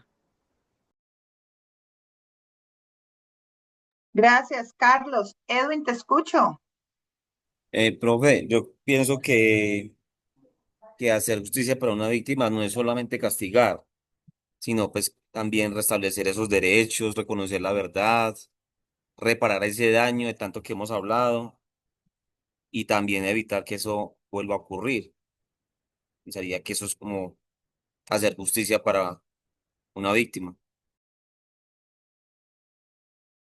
Gracias, Edwin. Fabiana. Estoy abreviando mi respuesta, bro. No mentir. Pero bajo mi perspectiva, yo creo que solamente la víctima puede saber la forma en la cual puede ser resarcida, ¿cierto? Y en la cual puede sentir que se le está administrando justicia. Entonces, si usted me pregunta a mí, pensándolo como persona no víctima, yo diría, claro, pues ser escuchada, retribuirle un cierto castigo, pero como decía mi colega Carlos, no todas las personas tienen, no todas las víctimas tienen o quieren o tienen la misma sensación de justicia. Entonces yo creería, para abreviar muchísimo más, que ¿cómo lo haría? Escuchando a la víctima y con base en en su perspectiva, en su percepción y en su sentir de justicia, procurar dar lo que a él considera la misma. No sé si me dice entender, que para algunos dicen, no, me basta con la verdad. A otros les va a decir, no, dentro de lo posible me bastará con la pena privativa. Otros no, me bastará con la verdad y una indemnización. ¿Sí me va a entender? O sea, yo creo que solamente ellos pueden determinar cuál es la justicia que para ellos dentro de la probabilidad funcione. Listo, chicos, gracias. ¿Y esto por qué? Pues para que abordemos un poquito, vayamos más a un fondo de lo que es esa justicia restaurativa y esa justicia retributiva. Entendida para que, por favor, vayamos, como les decía, más a fondo dentro de qué es la justicia retributiva. Es esa justicia que tiene un enfoque del sistema penal que se centra en la idea de que las personas que han cometido delitos deben ser ¿qué? Castigadas de acuerdo con la gravedad de sus acciones. Y esta justicia retributiva se basa en conceptos de moralidad, en conceptos de justicia, donde el castigo es visto como una forma de equilibrar la balanza de la justicia, restituyendo un orden que ha sido alterado por el delito. ¿Sí? Estamos centrados en la parte de retributiva. Quiere decir que tienen una premisa básica, es que quien causa un daño merece un castigo proporcional. Y aquí vemos algo con respecto a esto también, es que esta justicia retributiva tiene unos fundamentos filosóficos y dentro de esos fundamentos filosóficos encontramos a nuestro querido Kant. El castigo es un deber moral del Estado, ¿sí? Pero también vemos acá otro filósofo como es Hegel, donde me dice que la pena, o traemos lo que nos enseña sobre el tema de que la pena restablece el orden jurídico vulnerado. Y viene allá otro que hablábamos ahorita, lo tocaba ahorita Fabiana, como es Beccaria, donde dice que solo el sufrimiento proporcional disuade. Y aquí, pues, nos centramos en esto de que hablamos hacia dónde apunta, o cuál sería esa premisa que básica, que vuelvo y le repito, dentro de la retributiva, es quien causa el daño merece un castigo proporcional a esa agresión o a ese daño. Pero encontramos también dentro de estas características o dentro de esta justicia retributiva unas características. Hablamos de una justicia retributiva y hablamos de una proporcionalidad. Esto es que el castigo debe ser proporcional al delito y esto se enfoca a que la severidad del castigo debe reflejar la gravedad de ese delito cometido, buscando como tal un equilibrio donde un delito menor debería recibir un castigo correspondiente como delito menor. Alguien hablaba, ahorita lo decíamos, como esa buscarse que fuera más contravención que llevar a ser delito, mientras que delitos más graves deberían resultar en sanciones más severas. Pero también tenemos dentro de la característica de esta parte de la justicia retributiva el tema de la culpabilidad, y dentro de la culpabilidad es mirar cómo en este modelo la culpabilidad es mirar esa culpabilidad del infractor como un elemento central. Y aquí se enfoca en el comportamiento del delincuente y su intención de cometer el delito, con el objetivo de asegurar que solo aquellos que son culpables de actos ilícitos pues sean castigados.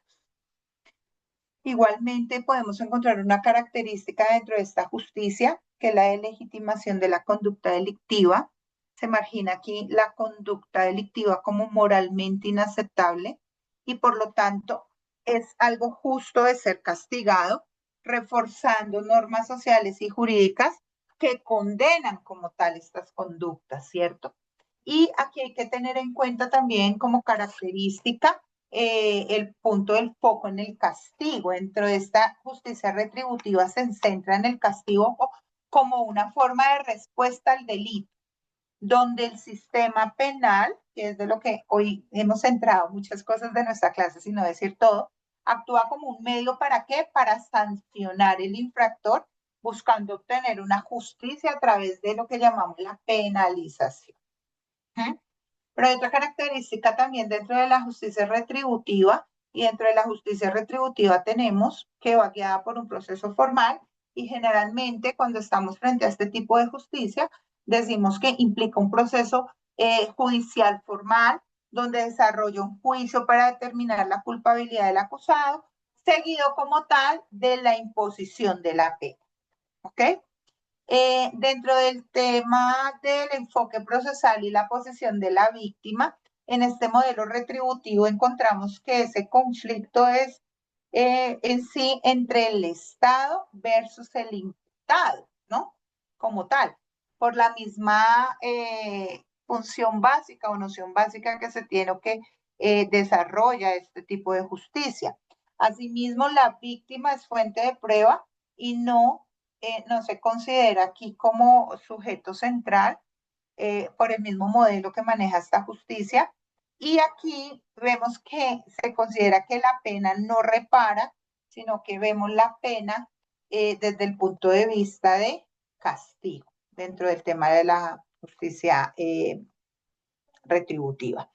Igualmente podemos ver que existe como unos aportes de esta justicia retributiva al derecho que tienen las víctimas o el derecho como justicia, ¿sí?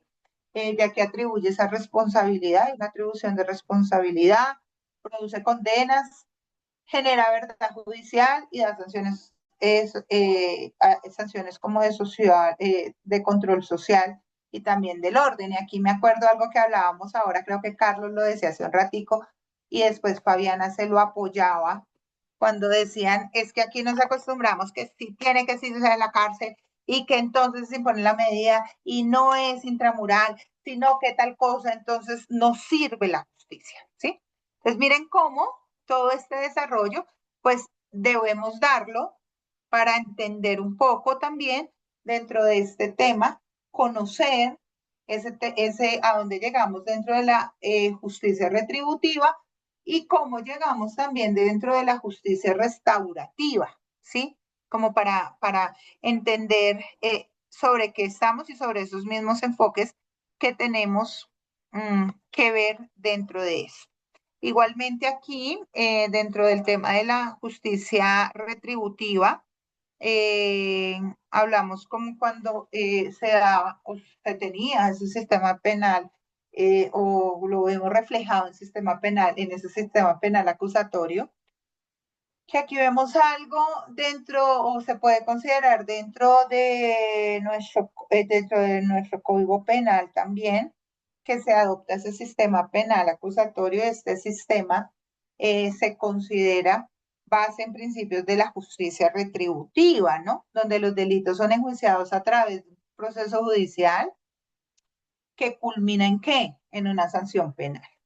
Pero asimismo, pues vemos acá dentro de esto en Colombia que hablamos de culpabilidad y de proporcionalidad también, y donde lo vemos, pues en el marco del mismo Código Penal, donde los jueces establecen penas que son o buscan ser proporcionales o son proporcionales al delito cometido, ¿no? Y estas sentencias buscan también aplicar castigos o sanciones o penas que reflejan la gravedad de esa infracción o de ese acto delictivo o ese delito, considerando antecedentes del infractor y circunstancias también del delito.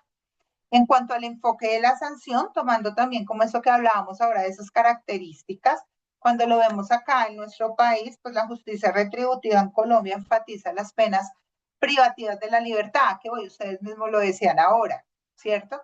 todo el mundo se le viene encima, todo el mundo se le viene encima, todo el mundo se le viene encima.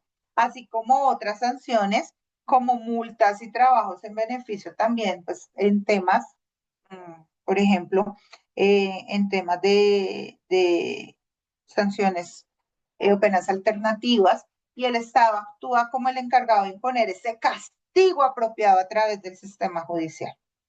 Cuando hablamos también en el tema de ausencia de reparación a la víctima, aunque el sistema penal busca castigar al infractor, pues esta justicia retributiva recibe unas grandes críticas por su enfoque limitado a la víctima, ya que las víctimas a menudo, lo que yo les decía dentro de las características, quedan marginadas en el proceso penal, aunque legalmente tienen el derecho a ser también parte dentro de las reparaciones, pero por eso hay algo dentro de esta justicia que yo les ahorita decía, que aquí la víctima se ve como una fuente de prueba y no se busca o no se ha llegado o no busca esa justicia retributiva, que la víctima sea el sujeto central de este tipo de justicia.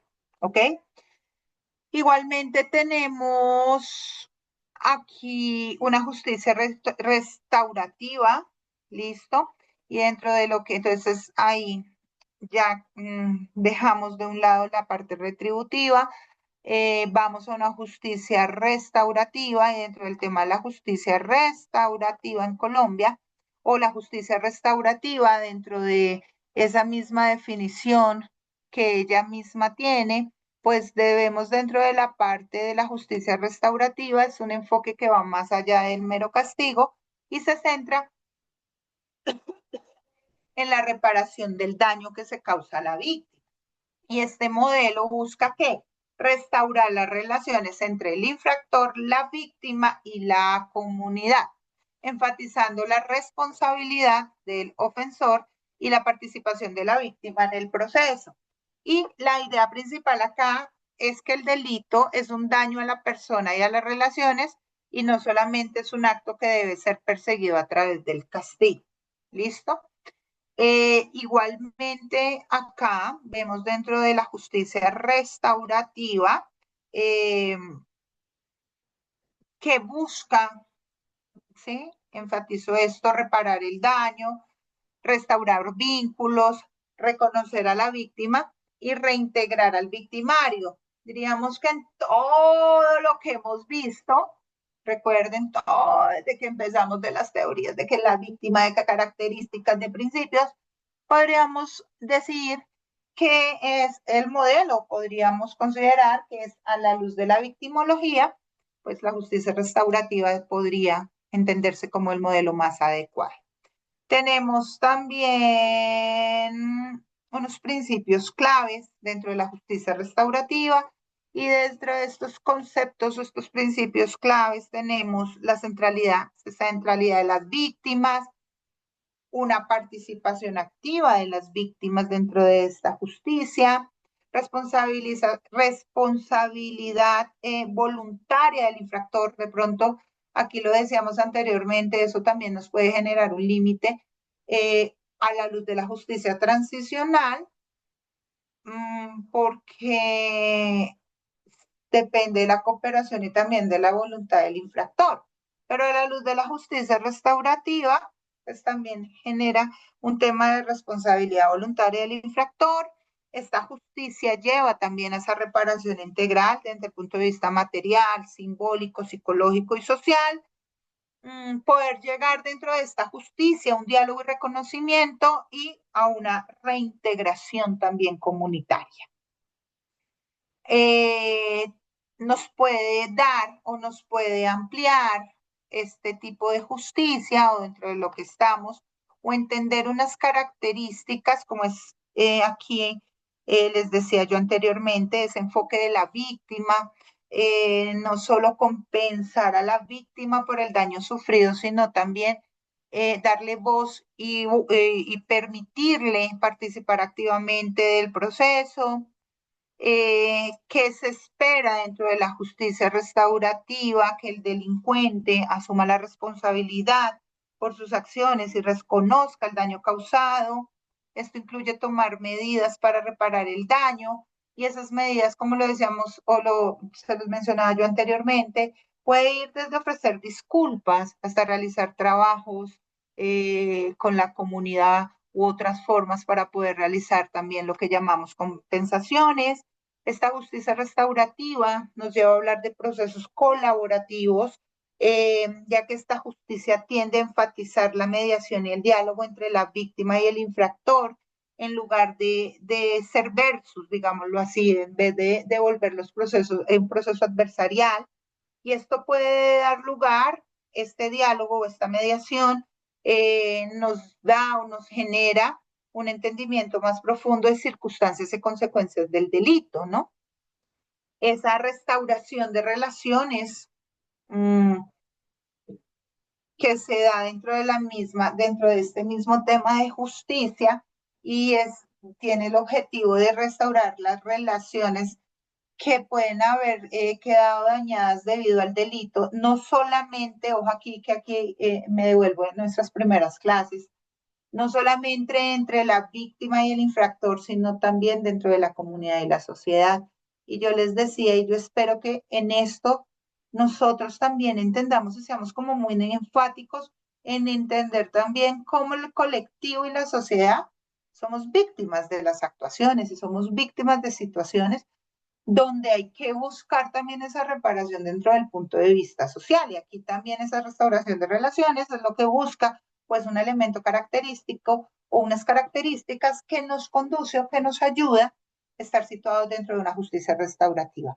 Y esto nos proporciona un espacio para la reconstrucción social, para lo que hablamos tanto, reconstrucción de tejido social, para la reconstrucción también, no solamente desde el punto social, sino también psicológico y también emocional, ¿no? Las reparaciones integrales que tanto hablamos o a donde queremos llegar, pero no solamente frente a esa víctima, sino también dentro de lo que decía, es restablecer relaciones, es restablecimiento de esa confianza también que tiene la comunidad o esas víctimas colectivas como sería la sociedad y la comunidad.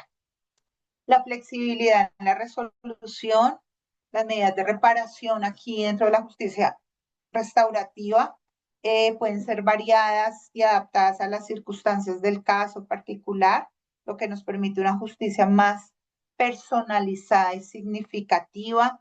Igualmente nos permite a través de esta justicia como característica o elemento prevenir futuras ofensas o buscar prevenir que las situaciones se vuelvan a repetir, ¿sí? Al enfocarse en la rehabilitación, a la reintegración del infractor a la sociedad. Y esto pues lo que busca es prevenir futuras conductas delictivas a través de cambios también y buscar que se den cambios de comportamiento. Podríamos hablar acá de mecanismos restaurativos. Dentro de los mecanismos restaurativos encontramos o tenemos esos encuentros víctimas-victimario, encontramos también temas de conferencias restaurativas, encontramos también círculos de paz y círculos que nos generan llegar como tal a buscar diferentes formas de alcanzar ese fin y lo que nos permite también dar dentro de mecanismos restaurativos acuerdos de reparación o acuerdos reparatorios. ¿Cómo le aporta la justicia restaurativa a la justicia para las víctimas? Podríamos decirlo, ubicar acá, que otorga voz y participación real a la víctima, que produce una verdad más completa y también desde el punto de vista emocional, no tan cuadriculados como la justicia retributiva, que genera formas más amplias de reparación, que reduce, podríamos pensar que este tipo de justicias reduce reincidencias, reconstrucción de tejido social, como lo decía ahora que hablaba de algunos de los elementos, y, y este tipo de justicia pues puede operar o puede centrarse dentro de lo que tenemos del sistema penal, junto con el sistema penal o dentro del sistema penal, ¿verdad? Podríamos hablar también, si hacemos como una comparación entre la justicia retributiva y la justicia restaurativa, podríamos situarnos a la luz del elemento en la visión del delito y diríamos que la justicia retributiva se centra en la violación de la ley, mientras que en la justicia restaurativa hablamos de una afectación a personas y comunidad. Igualmente, en cuanto a la relación víctima-victimario, la justicia retributiva lo pone como contrincantes con un tema de separación, mientras que lo que busca la justicia restaurativa es que existan un diálogo posible por la misma finalidad de cada una. Tenemos también el objetivo dentro del tema de estas dos justicias. El objetivo en la justicia retributiva es hablar de un castigo, de una sanción, y la justicia restaurativa, sin apartarse de esto, nos da la posibilidad o nos amplía el espectro en lo que tiene que ver en buscar un objetivo de reparación y restauración. En el rol de la víctima queda, pues, es claro que la justicia retributiva habla de testigo, o sea, lo tiene como un sujeto, como una prueba, o sea, lo tiene ahí, mientras que la justicia restaurativa, la víctima se vuelve un protagonista.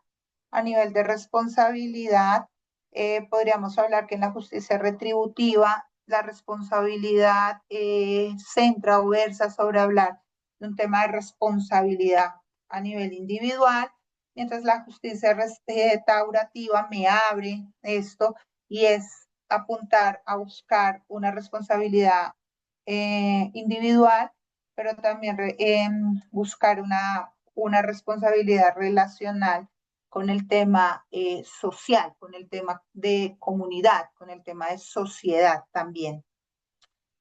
Cuando hablamos de, como otro elemento dentro de la verdad, la justicia retributiva es esa verdad, lo que decíamos ahora, esa dentro de la teoría de la verdad de la justicia, es buscar esa justicia desde el punto de vista jurídico o judicial, mientras que la justicia restaurativa como tal me da la posibilidad de llegar a mirar esa verdad desde el punto de vista más ampliado, contextual, social y emocional.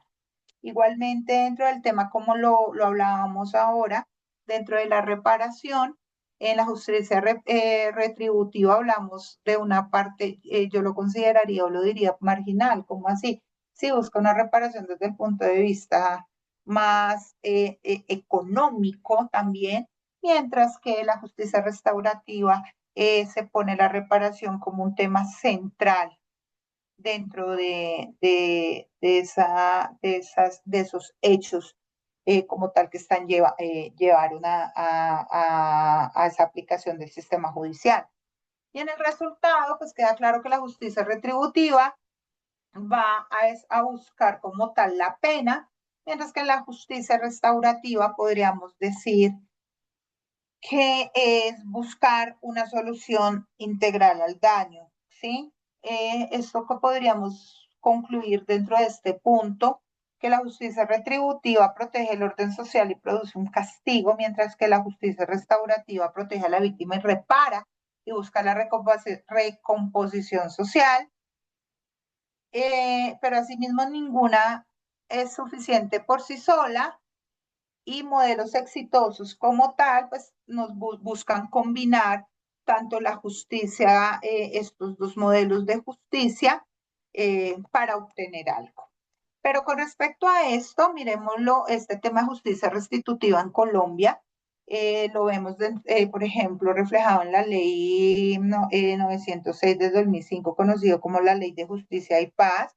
Esta ley fue como un intento, más que un intento, yo lo diría, es un acercamiento a abordar violaciones de derechos humanos de esos grupos armados ilegales a los cuales cobijó durante el conflicto armado, y se implementa como un medio para facilitar reparación de las víctimas a través de diferentes mecanismos, incluyendo verdad, justicia y reparación. Tenemos también dentro de mecanismos de mediación, hemos visto para el caso Colombia en varios contextos, Se han establecido programas de mediación donde víctimas y ofensores o víctimas y victimarios pueden sentarse a dialogar y llegar a un acuerdo sobre cómo se puede llegar a reparar el daño, y esto pues nos proporciona espacios para la reconciliación entre las partes y la restauración de relaciones y restauración también de tejidos sociales.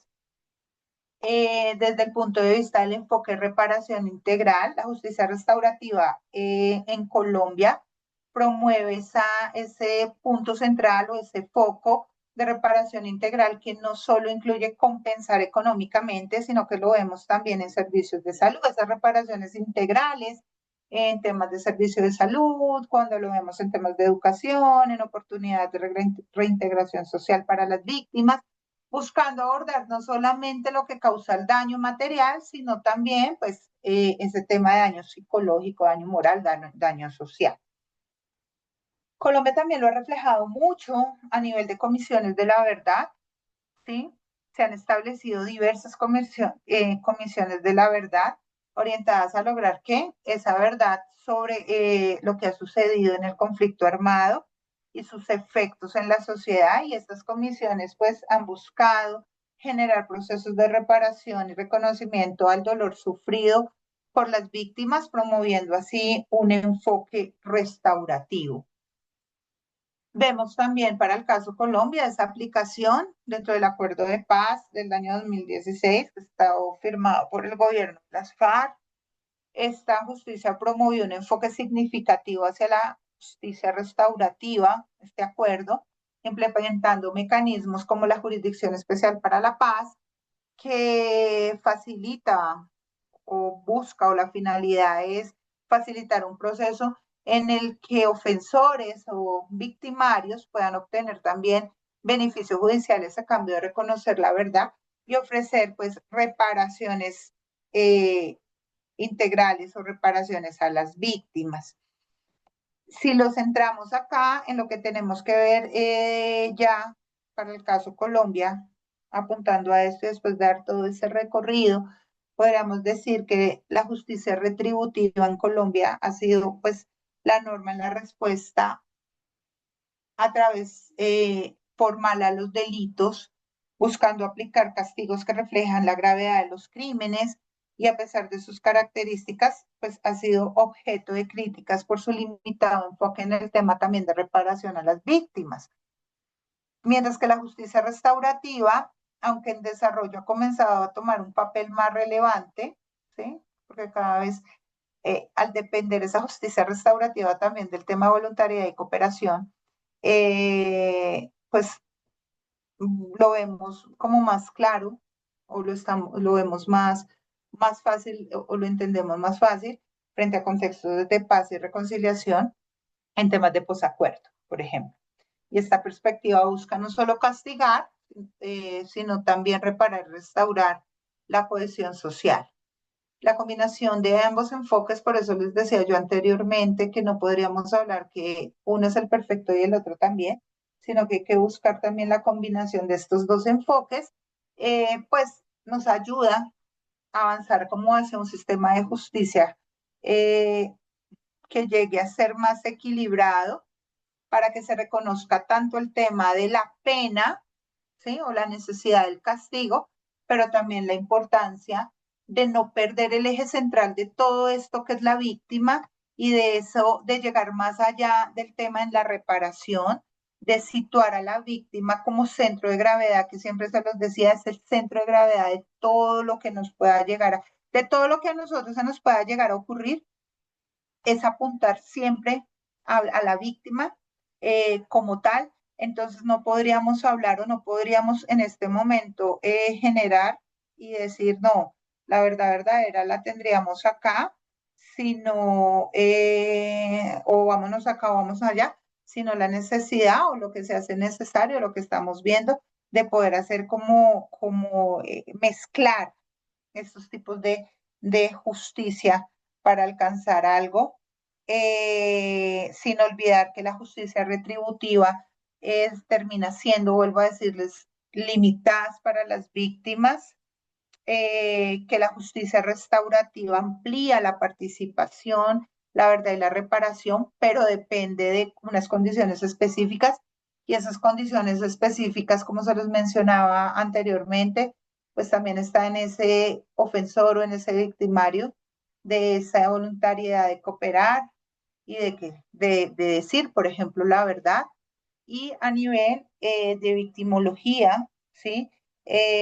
Pues existe buscar esa integración o exige, más que existe, exige integrar ambos modelos, que ese es el trabajo que nos toca desarrollar siempre según el daño, el contexto y las necesidades también de las víctimas, sin olvidar jóvenes maestrandos como tal, que no solamente al hablar de víctimas hablamos de esa víctima directa y esa víctima indirecta, sino situarnos también dentro de esa víctima colectiva como sociedad, que también merece esa reparación dentro del daño, de pronto no de la misma manera de esa víctima directa o de esa víctima indirecta, pero sí que como sociedad necesita también sanar, yo no digo olvidar, pero sí sanar para que esas garantías de no repetición o para poder que esos hechos tan duros que hemos tenido que afrontar como sociedad, buscar que no se vuelvan a repetir. Con esto, muchachos, profesor Ricardo, pues yo doy por terminado mis sesiones con la esperanza de que estos estudiantes que tuve y que siempre fueron muy persistentes, Fabiana, Edwin y Carlos, eh, dentro de esto del derecho penal y dentro de no solamente de lo que hacen sino, actualmente, sino también dentro de la investigación y de la educación, pues podamos construir y podamos ayudarle también pues a Colombia, que es la que necesita y a reconstruir esta sociedad eh, que de forma directa o indirecta también se está viendo afectada y volvimos a vernos afectados y seguiremos viendo afectados si no logramos entre todos, y en este caso entre ustedes también, todos los días seguir inquietos con este tema, seguir estudiando este tema, seguir investigando este tema, eh, para que algún día, pues muchachos, de verdad, y se los digo yo desde este lado también, podamos también no olvidar, porque no debemos olvidar, pero sí podamos también perdonarnos y reconstruirnos como sociedad. Entonces, profe Ricardo, jóvenes, muchísimas gracias por todo el tiempo que prestaron y nada, decirles que me pongo, como se los dije el primer día, a su entera disposición. Gracias y creo que el compromiso es muy grande porque desde la academia y dentro de la investigación tenemos mucho que aportar y seguir construyendo dentro de estos temas. Profe, muchas gracias por la disposición, por compartir su conocimiento con nosotros. Me llevo grandes experiencias de todo lo vivido pues, con sus clases y no solo de esta, sino también de derechos humanos y derecho internacional humanitario del semestre anterior, deseando también que en algún momento la pueda conocer en persona. Muchas gracias. No, muchas gracias a ustedes y por último, yo quiero pedirles un favor y aquí sí me voy a poner de este lado, no como su profesora. Yo quiero despedirles el favor que ustedes también nos ayuden a nosotros, a sus soldados como tal, nos ayuden y ayudarnos es, oren por nosotros, oren porque de verdad que los necesitamos mucho y recuerden que al igual que nuestros policías, nosotros estamos aquí, uno porque nos gusta, porque es nuestra vida, pero adicionalmente porque todavía creemos en una Colombia diferente para ayudarles a que ustedes estén tranquilos también y que podamos disfrutar de estas maravillas tan hermosas que tiene el país. Así que termino diciéndoles, pues, en sus oraciones incluyan también a nuestros soldados y policías porque los necesitamos mucho. Cuídense mucho, Dios me los bendiga, Edwin, Carlos, Fabiana y mi profe Ricardo. Gracias, profe. Mi Cuídense profe mucho. Muchas Pau, gracias, profe, muchísimas gracias por por todas las enseñanzas. Un abrazo. Gracias y así espero es. conocerlos. Chao. Y desde aquí mañana desde cualquier lugar del mundo. Chao. Por allá voy a ir a Neiva a visitarla, Fabiana. Chao. Lo Juiciosa. mismo, profe. Ahí quedamos a su Bueno, disposición. Chao. Cuídense Cuídate, mucho. profe, un Chao. Gracias, abrazo. profe. Feliz Gracias noche. para todos.